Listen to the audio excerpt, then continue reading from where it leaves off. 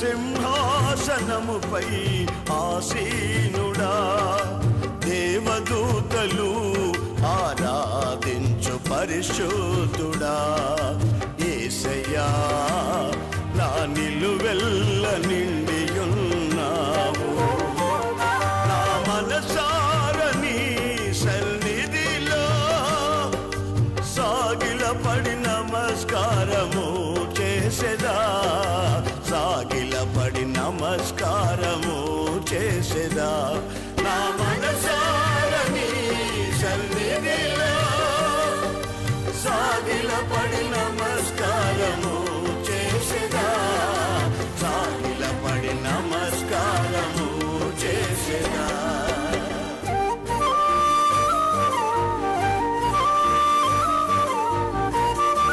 ప్రభువును రక్షకుడైన యేసు క్రీస్తు అతి శ్రేష్టమైన నామాన్ని బట్టి దైవ సందేశాలు అనే ఈ కార్యక్రమాన్ని చూస్తున్న మీ అందరికీ ప్రత్యేకంగా వందనాలు. పేతురు రాసిన మొదటి పత్రిక 2వ అధ్యాయము 21వ వాక్యాన్ని జాగ్రత్తగా చదువుదాం. క్రీస్తు కూడా మీ కొరకు బాధపడి మీరు తన అడుగు జాడల యందు నడుచుకొనున్నట్లు మీకు మాదిరి ఉంచిపోయాను. ఇక్కడున్న వచనం ఏమిటంటే ఆయన మన కొరకు బాధపడి అనే మాట ఉంది. ఆయన ఎందుకు బాధపడ్డాడంటే మనం ఎవరం ఆయనకి బాగా తెలుసు. పరిశుద్ధ గ్రంథంలో మనం ఎవరం అని అడిగితే గ్రంథం ఏం చెప్పింది తెలుసా? మార్గములను చెరిపివేసుకున్నవారు అని. మనుషుని గురించి బైబిల్ చక్కని మాట చెప్పింది. వారి హృదయ ఆలోచనలు కేవలము చెడ్డవి అని. మరో మాట చెప్పింది, అదేమిటో తెలుసా? వారికి చేతులు చాపి ఉపదేశం చేసిన వారు గొర్రెల వరే త్రోవ తప్పి తిరుగుతున్నారు. అంటే మనుషులు ఎవరంటే దారి తప్పేవాళ్ళు. మనుషులు ఎవరు అని అడిగితే ఆలోచనలన్నీ చెడిపోయిన వాళ్ళు. మరో మాట రాస్తూ అంటాడు కదా, మనం అట మార్గాన్ని చెరిపివేసుకున్న వాళ్ళమట. నరుడట దేవుని పోలికగా చేయబడిన దేవుని సొత్తుగా బ్రతుకుతున్నట్టుగా అనిపించిన ఒక లక్షణమేమో మార్గం చెరిపేసుకోవడం, రెండవ పని ఏమిటంటే ఆలోచనలు చెడిపోవడం, మూడవది ఏమిటంటే గొర్రెల్లాగా దారి తప్పడం. ఇవి మనిషి నైజం అయిపోయింది. అప్పుడు దేవుడు మన కొరకు బాధపడ్డాడట.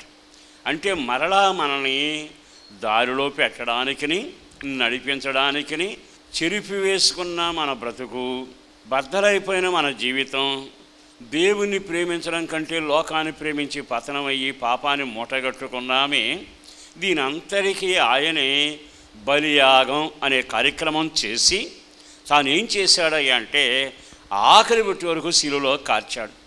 ఆ కార్చిన రక్తం ద్వారా మనం కడగబడి మరలా దారిలో పెట్టబడ్డాం, కృప పొందాం, దేవుని సొత్తుగా మారడానికి అవకాశం కలిగింది. ఈ శుభవేళ నేను మీకు చెప్పగలిగిన మాట, పరిశుద్ధ గ్రంథం పట్టుకుని మందిరంలో కూర్చోవడానికైనా, వేదపారాయణం చేయడానికైనా, చేతులెత్తి అర్థించడానికైనా మనం యోగ్యులం కాదు. కానీ మన కొరకు ఆయన బాధ అంతా అనుభవించాడు. మన శిక్ష అంతా ఆయన అనుభవించి గరుకు రాళ్ళ మీద నడిచాడు, కొరడా దెబ్బలు తిన్నాడు, మారణహోమం అనుభవించాడు, అవమానాన్ని కిరీటంగా ధరించాడు, తన జీవిత యాత్ర చేసి సిలువలోకి ఎక్కి చనిపోయి మనందరి కొరకు తన ప్రాణాన్ని దారబోశాడు. ఆయన ఎంత బాధపడ్డాడు అంటే అంత బాధపడ్డాడు. మన కొరకు ఎంత త్యాగం చేశాడంటే అంత త్యాగం చేసి ఇప్పుడేమంటున్నాడో తెలుసా? అడుగుజాడలు మనకు ఉంచిపోయాడట. అడుగుజాడలని మాదిరి ఉంచి వెళ్ళిపోయాడట.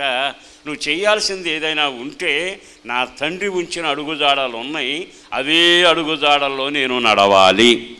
ఎప్పుడైతే ఒక క్రైస్తవుడు యేసు అడుగుజాడలో నడవడం మొదలు పెడతాడో అతని కుటుంబం ఫలభరితంగా ఉంటుంది, అతని జీవితం ఆశీర్వాదకరంగా ఉంటుంది, అనేకులకు క్షేమంగా ఉంటుంది, లోకానికి వెలుగుగా ఉంటాం. ఆయన ప్రతిదానికి ఒక అడుగుజాడ ఉంచి వెళ్ళిపోయాడు. ప్రేమించడం అనే ఒక అడుగుజాడను చూపించాడు, క్షమించడం అనే ఒక అడుగుజాడను చూపించాడు, ప్రార్థించడం అనే దానికి ఒక అడుగుజాడ చూపించాడు. అంటే అన్ని అడుగులు వేసే వెళ్ళాడు, అది మాదిరిగా మనకు ఉంచిపోయాడు. మరి దాని ప్రకారం నడవచ్చు కదా. కొన్నిసార్లు అయోమయమైన జీవితానికి మనిషి వెళ్ళిపోవడానికి కారణం ఏమిటంటే అడుగుజాడను గుర్తుపట్టకపోవడం, ఆయన చెప్పిన మాట మనసులో పెట్టకపోవడం. ఇప్పుడు కొన్ని విషయాలు జాగ్రత్తగా మీకు జ్ఞాపకం చేస్తాను, చదవండి. పేతురు రాసిన అదే పత్రిక 21:22. క్రీస్తు కూడా మీ కొరకు బాధపడి తన అడుగుజాడల యందు నడుచుకొనున్నట్లు మీకు మాదిరి ఉంచిపోయాను. ఆయన పాపము చేయలేదు, ఆయన నోటను ఏ కపటమును కనబడలేదు. అడుగుజాడల్లో మొదటి అడుగుజాడ ఏమిటంటే ఆయన పాపము చెయ్యలేదు. రెండవది ఆయన నోట ఏ కపటము లేదు. విన్నారా ఈ మాట? మరి యేసు అడుగుజాడలో నడుస్తున్న నీవు ఆశీర్వదించబడాలి అనుకుంటే ఈ మార్గంలో అడుగు వెయ్యాలి కదా. నోట కపటము లేదు, ఇది నీకు దేవుడిచ్చిన అడుగు. రక్షించబడిన తరువాత నువ్వు దేవుని సొత్తుగా బ్రతకాలి అనుకున్నా, నువ్వు విత్తింది కొయ్యాలనుకున్నా, నువ్వు పండించింది అనుభవించాలి అనుకున్నా, ఒక దీవెనకరమైన జీవితం జీవించాలి అనుకుంటే మొదట నోటి మాటకు దేవుడు మొదలుపెట్టి కపటము లేని జీవితము, కపటము లేని మాట. ఈ కపటం అనేది మనిషి జీవితాన్ని అంటే ఎంత నాశనానికి తీసుకుని వెళ్ళాలో అంత నాశనానికి తీసుకుని వెళుతూనే ఉంటుంది. కనుక చాలాసార్లు భక్తులు చెప్పారు, బైబిల్ బోధించింది, మన ముందున్న దైవజనుడు మార్గాన్ని చూపి వెళ్ళారు. అదేమిటంటే కపటము వారి నోట లేకుండా. ఒకే ఒక చక్కని మాట, మీకు పెట్టుబడి లేకపోయినా, ఇంటి నిండా సరుకు లేకపోయినా, విత్తేందుకు పొలం లేకపోయినా, పరిస్థితులు అననుకూలంగా ఉన్నా మీరేం కంగారు పడనక్కరలా. దీవెనకరమైన జీవితం నీ నోటి మాటలోనే మొదలవుతూ ఉంటుంది. అందుకని కపటము అనే దానికి మనం ఎంత దూరంగా ఉంటే మన గుడారం అంతగా వర్ధిల్లుతూనే ఉంటుంది. కపటం చోటు చేసుకుంటే ఆస్తి పెరుగుతుంది, కపటంలో నువ్వు నడిస్తే వెండి పెరుగుతుంది. కానీ చివరికి ఏమవుతుందో తెలుసా?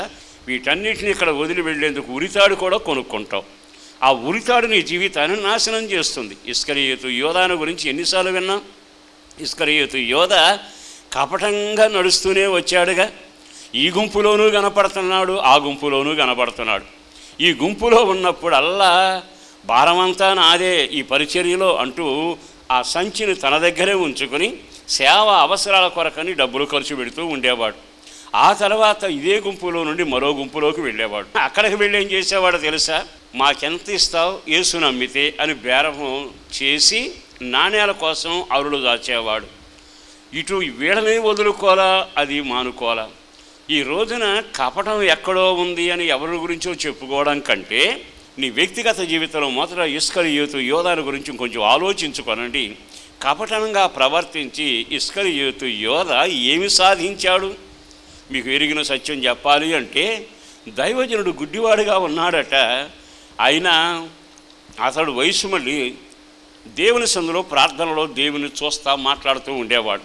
అతగాడి దగ్గర ఉన్న ఒక వ్యక్తి, అతడు వృద్ధుడు, అతడు ముసలివాడు అంటూ అతను ఏం చూస్తాడే ఏం తెలియదు అన్నట్టుగా పరుగు పరుగున గెహాజీ నయమాను రథం వెనక పరుగెత్తుకుని వెళ్ళి పోగు చేసుకుని వచ్చేసాడు.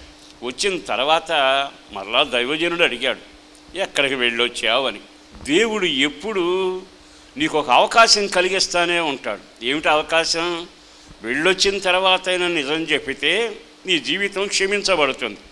అక్కడ కపటంగా మాట్లాడాడు. నేనే ఎక్కడికి వెళ్తానండి అయ్యా, మీకేమో కళ్ళు కనబడవు, మిమ్మల్ని వదులుకు నేనెందుకు వెళ్తాను? వెళ్ళిందేమో రథం వెనక, మోసుకొచ్చిందేమో సొమ్ము. కానీ ఆయన దగ్గర కపటంగా మాట్లాడటం మొదలుపెట్టాడు.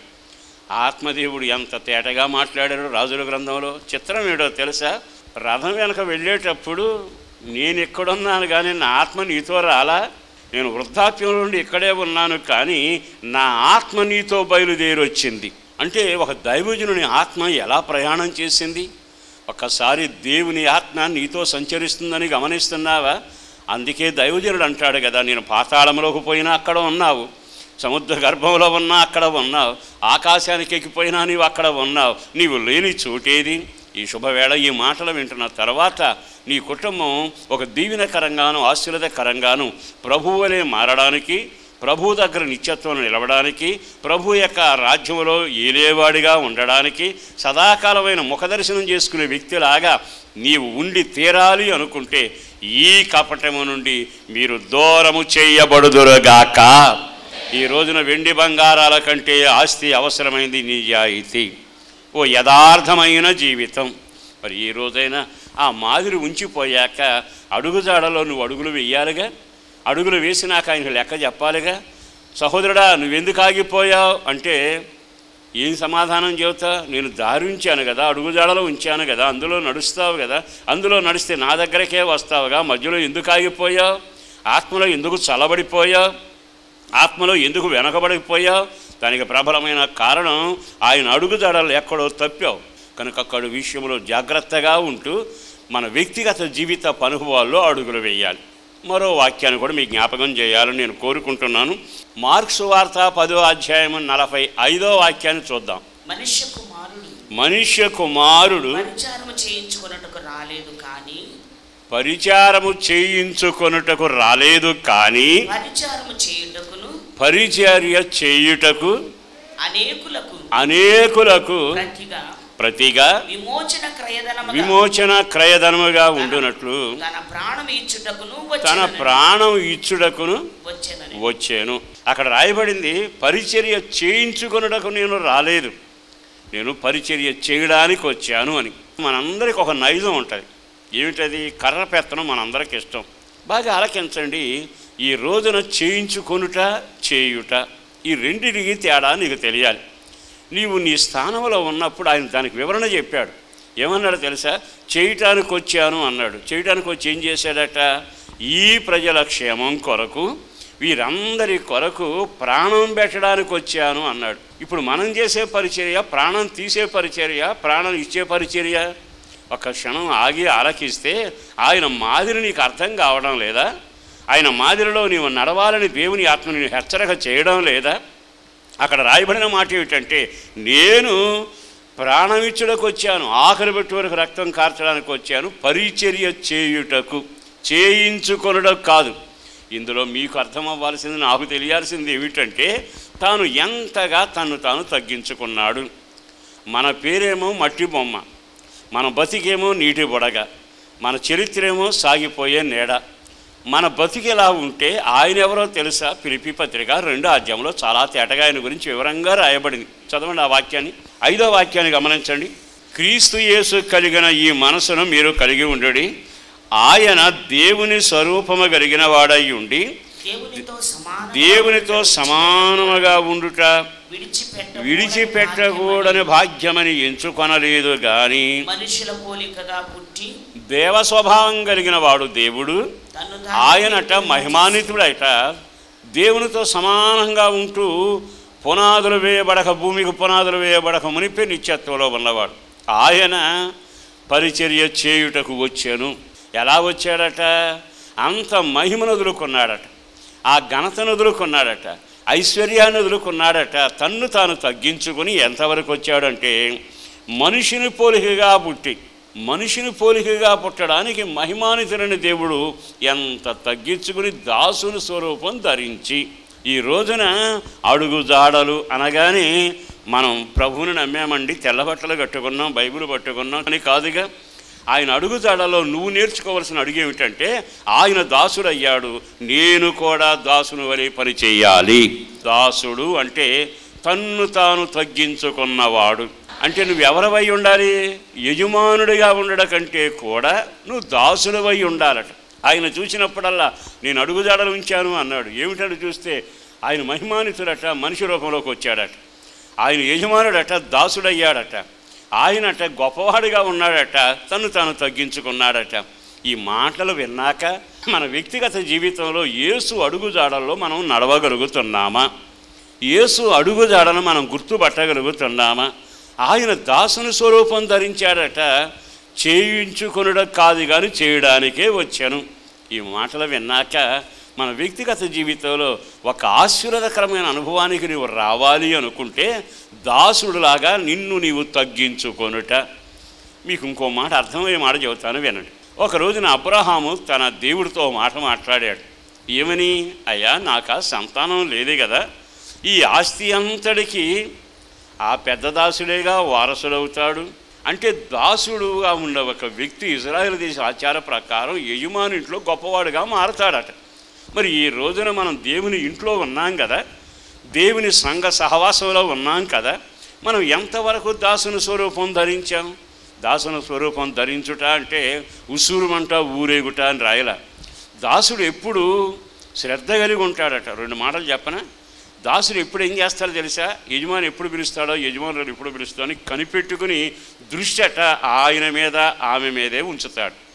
రెండవది, దాసుడికి ఉండే లక్షణం ఏమిటో తెలుసా? ఈ పని నేను చెయ్యను అని అనడు. కారణం ఏమిటో తెలుసా? అతను దాసుడు. ఈ రోజున యేసు ప్రభుని ఈ లోకానికి పంపాక ఆయన కూడా మాట అన్నాడు, అయ్యా ఇది తాగలేనయ్యా, ఈ పాత్ర నీ చిత్తమైతే తొలగించు. దాని అర్థం ఏంటో తెలుసా? నువ్వు దాసుడు అయ్యాక ఆయన చిత్తాన్ని తప్పనిసరిగా నెరవేర్చే వ్యక్తివై ఉండాలి. దాని కొరకు నీవు సమర్పించుకున్న వ్యక్తివై ఉండాలి. మరి దాసుని పోలిక నీలో వచ్చిందా? దాసుని సారూప్యం లక్షణాలు వచ్చినాయా? దాసుడు అంటే పరిచర్య చేసేవాడు.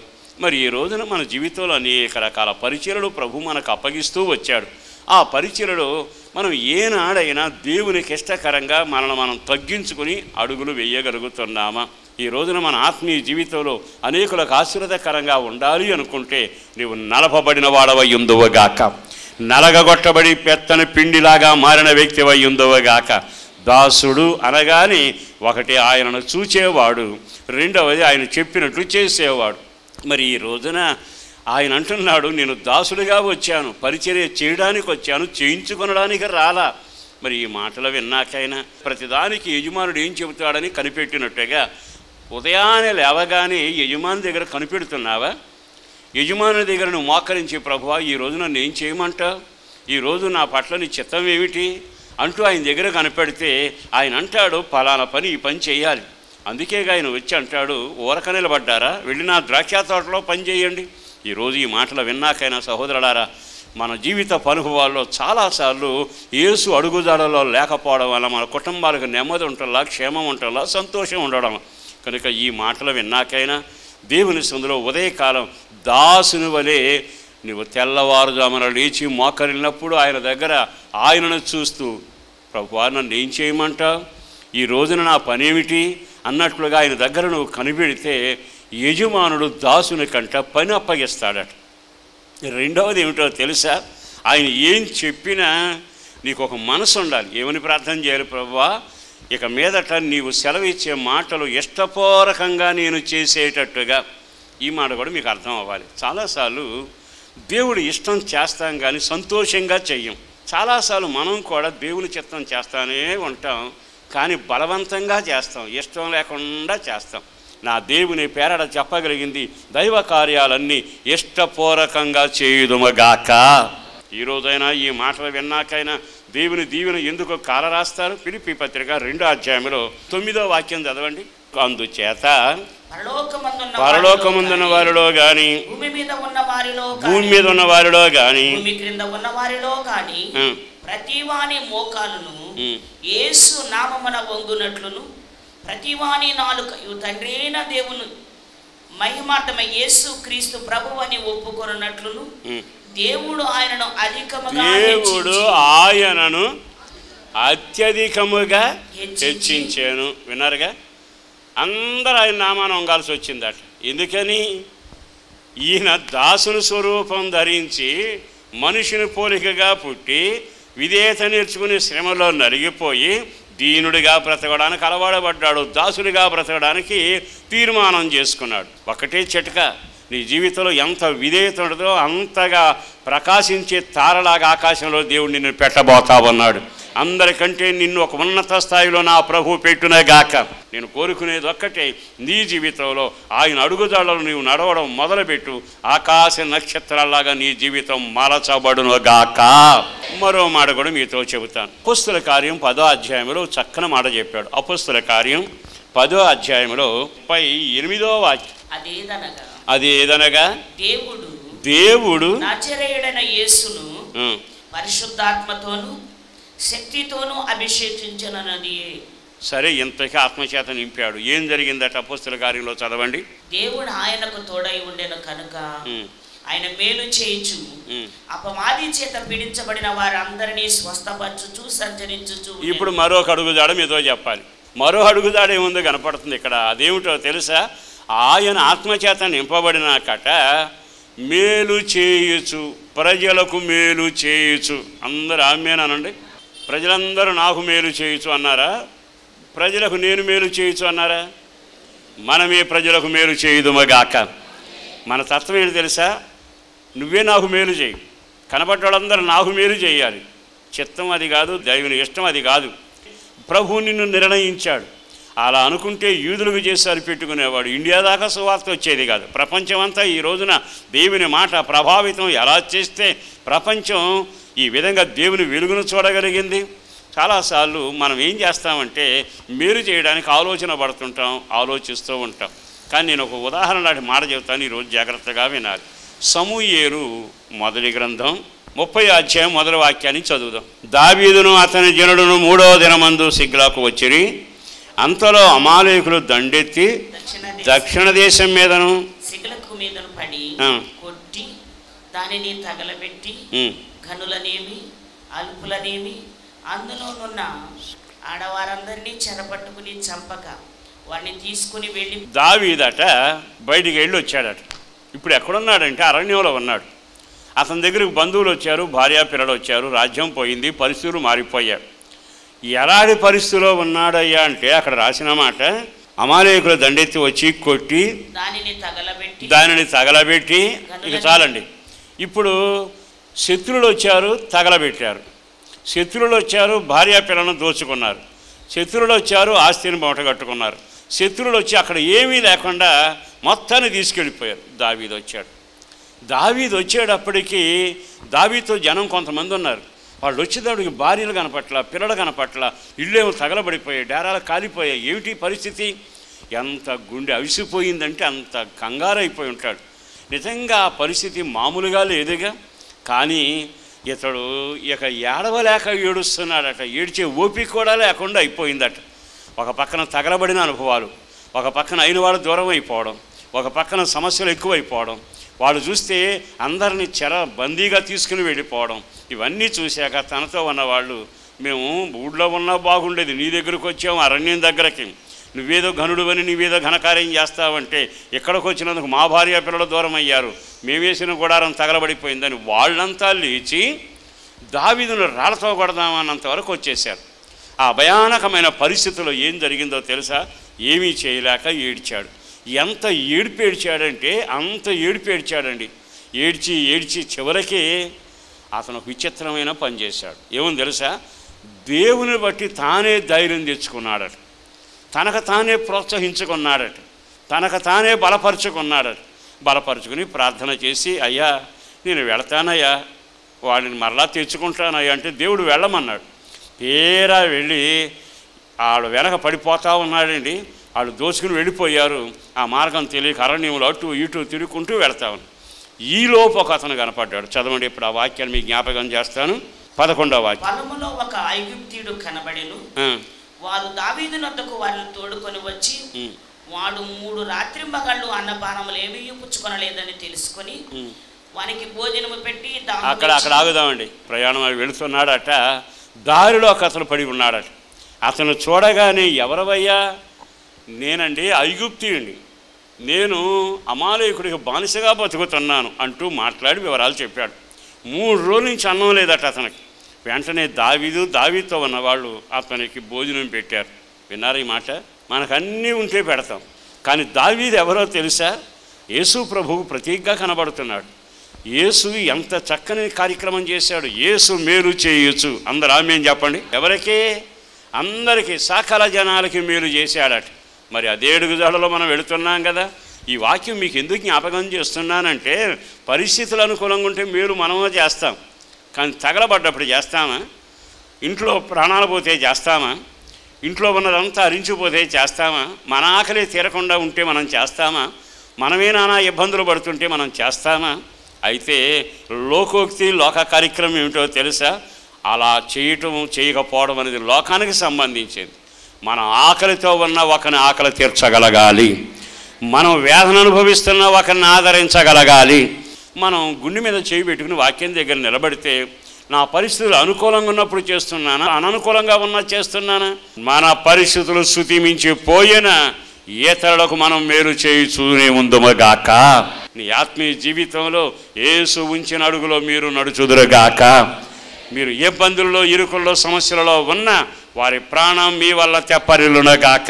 ఈరోజైనా ఈ మాటలు విన్నాకైనా నా ప్రభువు నిన్ను ఘనపరిచి అందరికంటే తలగా మార్చి ఉన్నతమైన ఆకాశ నక్షత్రాలాగా నిన్ను, నీ జీవితాన్ని మార్చగలిగేట్టుగా ఆయన ఇష్టపడుతున్న ఈ శుభవేళ ఒక్క క్షణం ఆగి ఆయన వైపు తిరిగి, నా జీవితంలో ఆయన ఉంచిన అడుగుజాడల్లో నేను వెళతాను, అడుగుజాడల్లో అడుగులు వేస్తూ యేసుతో నడవగలిగితే ఒక రోజున పరలోకానికి వెళ్ళినా పరలోకమందున్న దేవుడు నిన్ను చూసి బడా నమ్మకమైన వాడనే మాట అంటూ ఉంటే, నువ్వు ఇక్కడికి ఎక్కిరా అని పిలుస్తూ ఉంటే, నా సింహాసనం మీద కూర్చుండు అని నిన్ను ఆహ్వానిస్తుంటే, ఆ ఘనత, ఆ వైభవం ఎంత అంత అని చెప్పలేనుగా.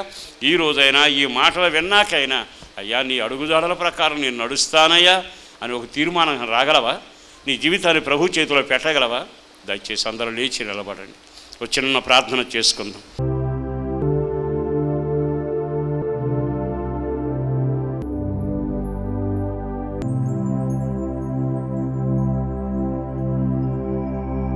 పరిశుద్ధుడును ప్రేమామడిన ప్రభు వందనాలయ. అపారమైన నీ ప్రేమ కొరకు ధన్యవాదాలు. ఈ మాటలు ఎంతమంది వింటున్నా వాళ్ళందరికీ క్షేమం కలగాలి. నీ అడుగుజాడల్లో నడిచే కృప నాకు దయచేయి ప్రభు, మాకు దయచేయ్యా. ఎంతమంది తీర్మానం చేసుకుని అడుగులు వేస్తున్నారో ఇక మీదట నీ అడుగుజాడలో నడవడానికి కార్యాన్ని చేసి ఘనత, మహిమ, ప్రభావాలు పొందుకుంటూ బలమైన కార్యాలు జరిగించి మీరు మహిమ పొంది పేరు పేరున బిడ్డలను దీవించుమని యేసు పరిశుద్ధ నామాన ప్రార్థించి విన్నవించి వేడుచూ ఉన్నాము తండ్రి.